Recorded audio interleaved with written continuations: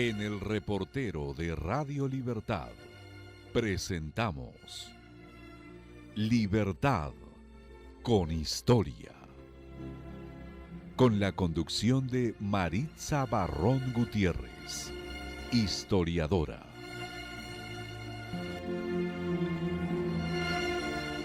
Buenos días, amigos. Nos encontramos hoy día en una transmisión más de Libertad con Historia, y para el día de hoy tenemos un programa muy especial. Tenemos como invitado a Luis Enrique Cam, uno de los más importantes documentalistas en estos momentos. Buenos días, Buenos Luis días, Enrique. Marisa, gracias por la invitación. Muy agradecida a ti por estar con nosotros. Y hoy día vamos a tratar su último documental, que fue presentado el 31 de diciembre. De octubre, disculpa. 31 de octubre, por el Día de la Canción Criolla, que está ligado a una de las obras importantes de Chabuca, que es la Misa Criolla. Pero el documental se llama Cantar con Chabuca. Cantar la misa con Chabuca. Sí. Y que está basada en la misa que ella compone para su hija, ¿no? Sí. Que se estrena justamente la boda de su hija, que fue en enero de 1969. Si uno ve este documental, se va a encontrar con muchas sorpresas, y que además pone en evidencia esa versatilidad que tiene Luis Enrique en cada documental. Luis Enrique, cuando tú decides hacer esta obra, ¿cuáles fueron tus motivaciones? Bueno, yo, como mi trabajo es contar historias de personajes a través de documentales, estoy como a la expectativa, ¿no?, de encontrar nuevas historias que pueda yo realizar. Y hace más de 3 años tuve la oportunidad de escuchar en vivo la misa criolla que me impactó. Yo ya la había escuchado hace más de 15 años en un CD que me regalaron, y la escuché varias veces, y ahí encontré un cuadernillo que contaba que Chabuca la había hecho como regalo de bodas para su hija Teresa, cuando se casó en enero del 69. Y resulta que, por coincidencia, un día antes de esta boda a la cual asistí, había visto a Teresa en una presentación de un libro, Entonces había venido a mi memoria esos recuerdos de la misa criolla, de la historia, cómo fue concebida. Y luego, al día siguiente que tuve la oportunidad de escucharla en vivo, surgió esa idea, ¿no?, de que tal vez podría ser interesante, apropiado hacer un documental contando esta historia. Y entonces me puse en contacto con Teresa, le planteé esta idea. Ella me contó otras anécdotas relacionadas a la misa criolla, y entonces ahí surgió esa decisión de querer hacer este documental que después de 3 años felizmente se pudo llevar a cabo, ¿no? Y estoy muy contento porque ha sido meses antes, el Día de la Canción Criolla, pero meses antes de cumplir los 50 años. Claro, de su boda, ¿no? Del estreno de la boda. Estreno, porque esta es la liturgia, ¿no? O sea, en la misa criolla de Chabuca, ese regalo que le hace a su hija, pero le hace la liturgia. Y la liturgia que tiene las oraciones, pero cada oración que está en un ritmo, criollo costeño, sí, ¿no? Entonces es muy interesante porque desde el inicio hasta el final hay una coherencia con la liturgia clásica. En ese sentido, por ejemplo, tú has podido comparar, porque este género, como en Lucho González lo dice en el mismo documental, ya se había hecho en Argentina, en Brasil.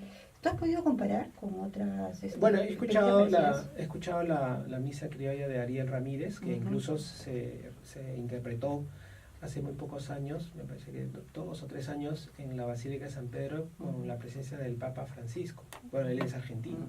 Claro. Y sí, he escuchado algo de la misa criolla de Nicaragua también.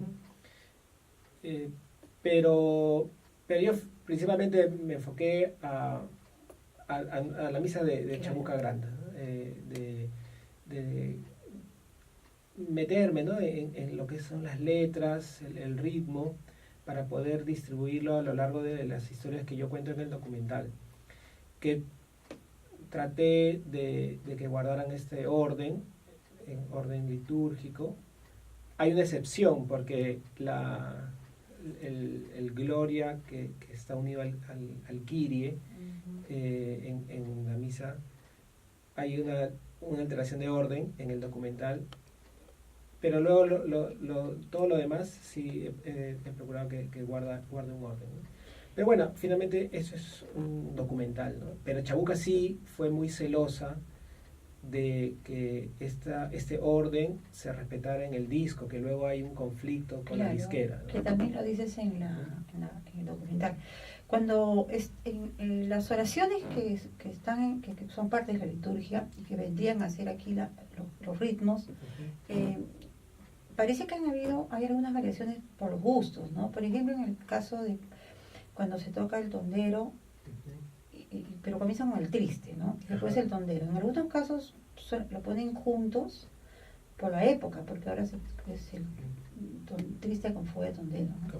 Pero en realidad eran separados, ¿no? Eran dos oraciones diferentes. Sí, son dos oraciones, porque el Kyrie es el Señor ten piedad, sí, que Chabuca lo compone con ese ritmo de triste, y luego el Gloria, ¿no? que en donde se reúne pues, ¿no?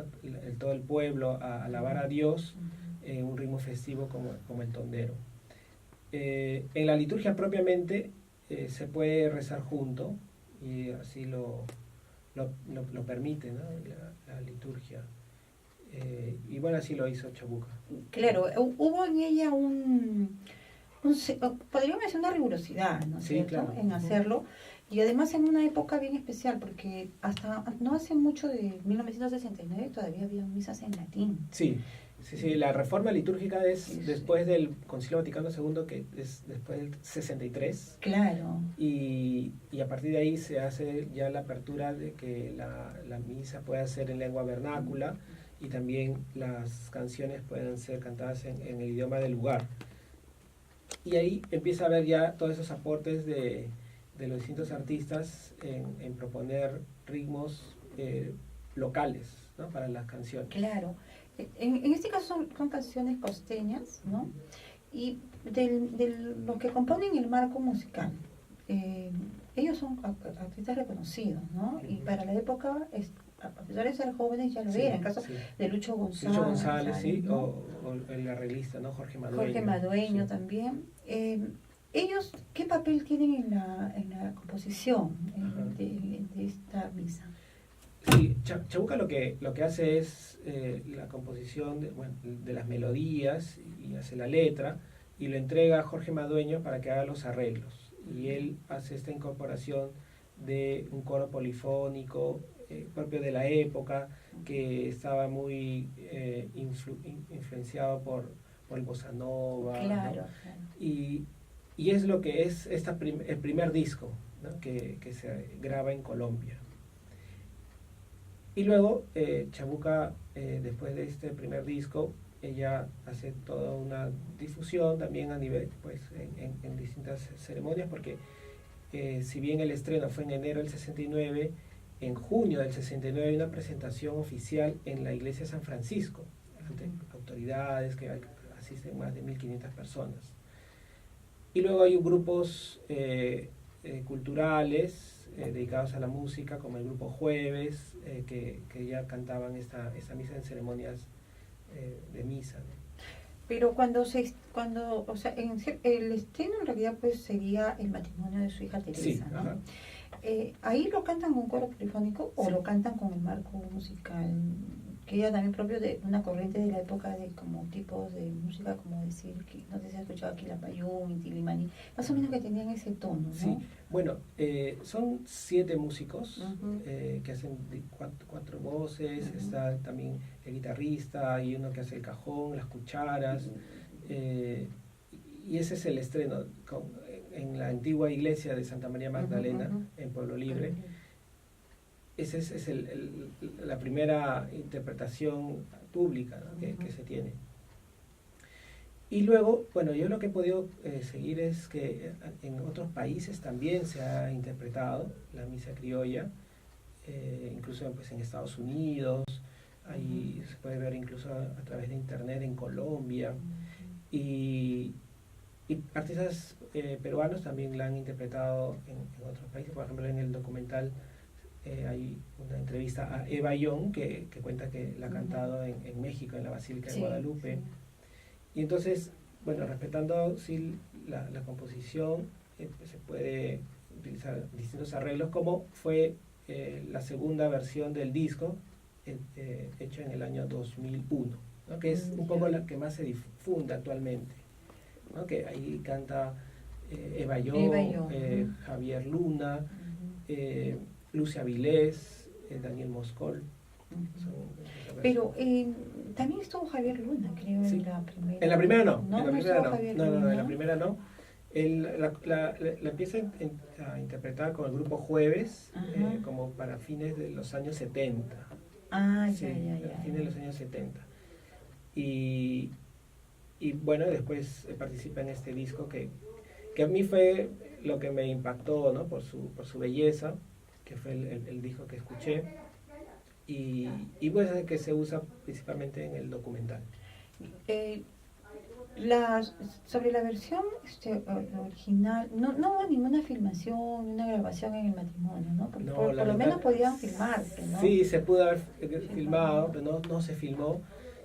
También se cuenta un poco que la organización de la boda fue un poco apurada, ¿no? De que no había habido incluso fotógrafo por parte de la familia, y que las fotos que se tienen, las pocas que hay, son de la prensa. De la que prensa, hubo, sí, claro, porque la prensa hizo cobertura de la boda, porque Chabuca Granda era una celebridad, se sabía ya que iba a haber este regalo, y hubo antes de la boda una cobertura y también después. Pero no hubo un registro fílmico de esa primera boda. ¿No? Que hubiera permitido saber exactamente cómo se tocó. Ahora, ¿ellos llegaron a grabar?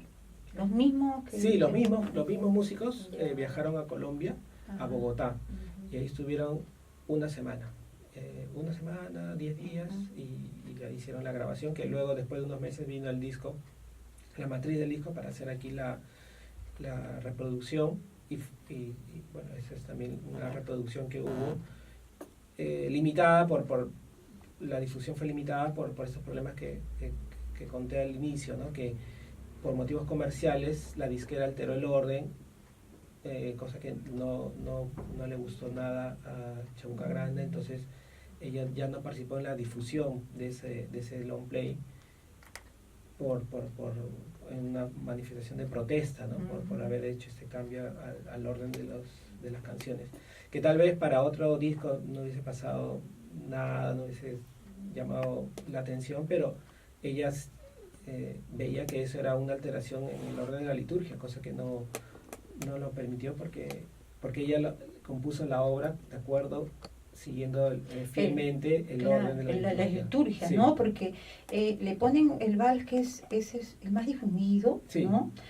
Y que tiene pues algo bastante comercial, granero, sí, pero en realidad en el introito es también un vals, sí, sí, pero que está ordenado de acuerdo a la liturgia. Sí, ¿no? Ajá, incluso la letra, ¿no? Porque sí, empieza ese vals diciendo: me llegaré al altar de Dios, sí, aquel que llena de alegría mi juventud, que es un salmo, claro, el Salmo 43, que el sacerdote rezaba antes de entrar al altar, y lo rezaba en la liturgia anterior.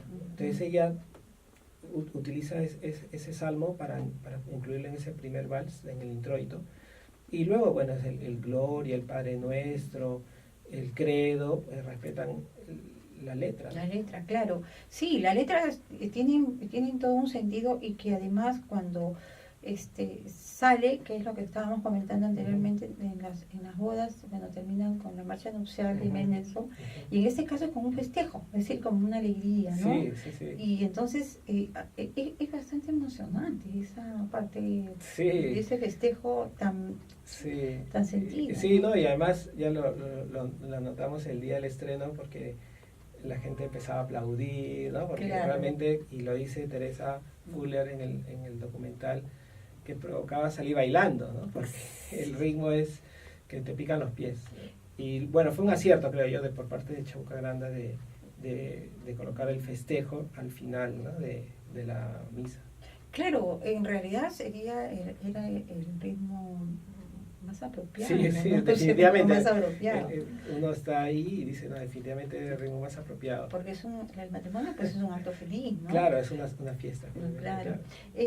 Tú en el documental pones algunas personas que comentan testimonios de vida, ¿no? Que aparentemente no tuvieran una relación, pero al final se van encontrando, ¿no? Sí. Por ejemplo, la pareja que ya tenía 50 años de casado. Sí, ya tienen 52 años de casado, matrimonio, sí.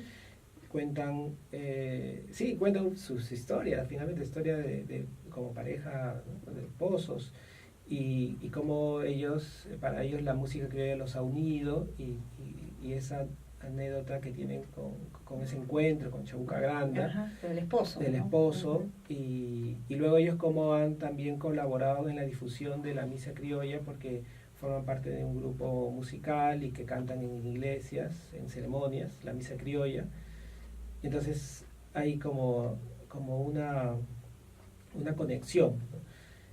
Y luego también algo que yo sí quise mostrar era cómo la obra de Chabuca Granda de la misa criolla bodas es vigente en